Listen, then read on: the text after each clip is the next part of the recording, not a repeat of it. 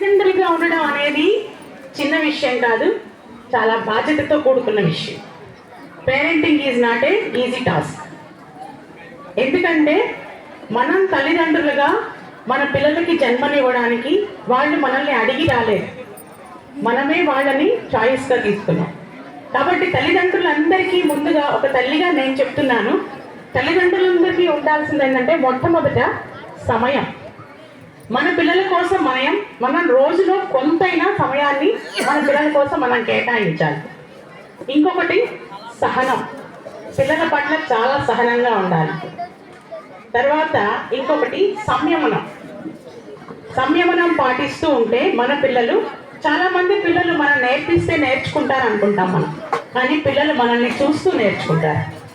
మనం ఏం చేస్తే, మనం ఎలా మాట్లాడితే, మనం ఎలా, పిల్లవాడు తప్పు చేశాడని మనం కొడతాం, ఆ తప్పు చేయడానికి కారణం ఏంటో కూడా తెలుసుకోగలిగితే మన పిల్లల్ని మనం మంచి దారికి తీసుకురాగలుగుతాం. ఇంకొకటి ఏంటంటే పిల్లలతో ఎంత సమయం గడిపామన్నది కాదు, ఎంత సమయం ఎంత వాళ్ళతోటి మనం క్లోజ్గా బిహేవ్ చేసామన్నది ముందు ఇంపార్టెంట్. పిల్లలు చెప్పింది వినడానికి మనకు చాలా సహనం కావాలి. ఇవన్నీ మనం అలవర్చుకుంటే మన పిల్లలు ఎప్పుడు మన దారి దాటిపోరు. ఈ విషయాన్ని తల్లిదండ్రులందరికీ ఒక తల్లిగా నేను తెలియజేస్తున్నాను.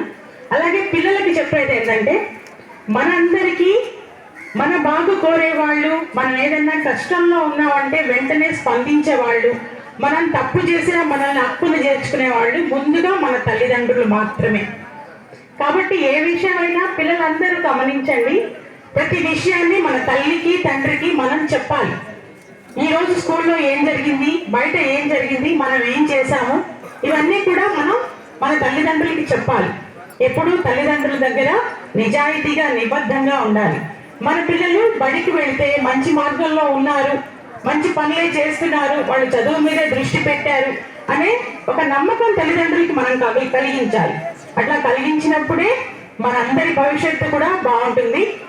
ఈ సందర్భంగా మా డిపార్ట్మెంట్ మాకు ఇచ్చిన టాస్క్ ఏంటంటే, దయచేసి తల్లిదండ్రులందరికీ కూడా బాల్య వివాహ నిషేధం గురించి చెప్పండి అని చెప్పారు.